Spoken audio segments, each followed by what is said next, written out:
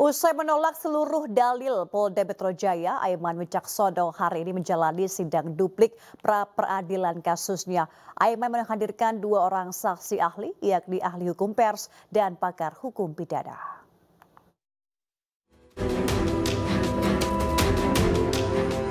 Kasus Aiman Wicaksono memasuki babak baru. Kamis pagi, Aiman menjalani sidang pra-peradilan dengan agenda pembacaan duplik terhadap Polda Metro Jaya. Hadir di Pengadilan Negeri Jakarta Selatan, Aiman didampingi oleh tim kuasa hukumnya. Untuk melawan dalil-dalil Polda Metro Jaya, Aiman menyiapkan dua saksi yang memberikan argumentasi sesuai dengan bidang yang dikuasai. Saksi ahli yang dihadirkan adalah ahli pers yang menerangkan legal standing status Aiman pada 11 November 2023 saat bicara mengenai adanya dugaan ketidaknetralan aparat di pemilu 2024. Dalam persidangan, saksi ahli menjelaskan kedudukan Aiman sebagai wartawan termasuk hak yang dimiliki untuk melindungi narasumber. Selain ahli di bidang hukum pers, pihak Aiman juga menghadirkan saksi pakar hukum pidana yang menjelaskan konstruksi hukum kasus Aiman kepada majelis hakim, termasuk surat perintah penyitaan atas ponsel Aiman yang dinilai cacat formil. Menurut kami, apa yang disampaikan oleh ahli itu sangat relevan dan menguatkan dalil-dalil permohonan kami. Ya.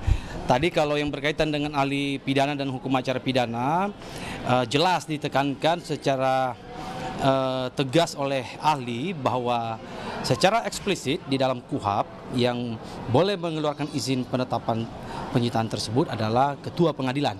Itu jelas.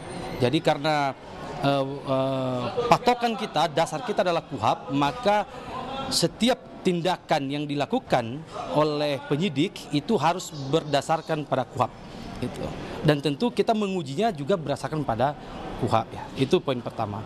Poin kedua, berkaitan dengan ada dua penetapan terhadap 4 barang bukti.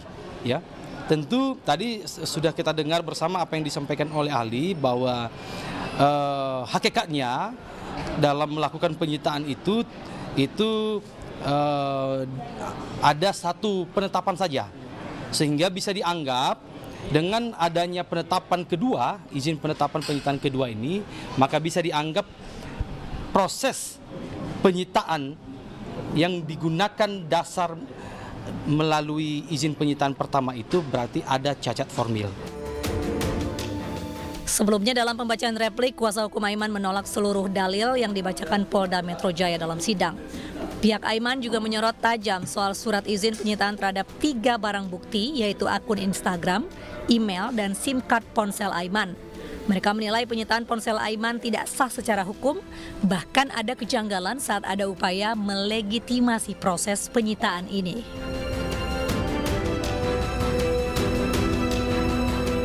Dari Jakarta, Tim Liputan iNews melaporkan.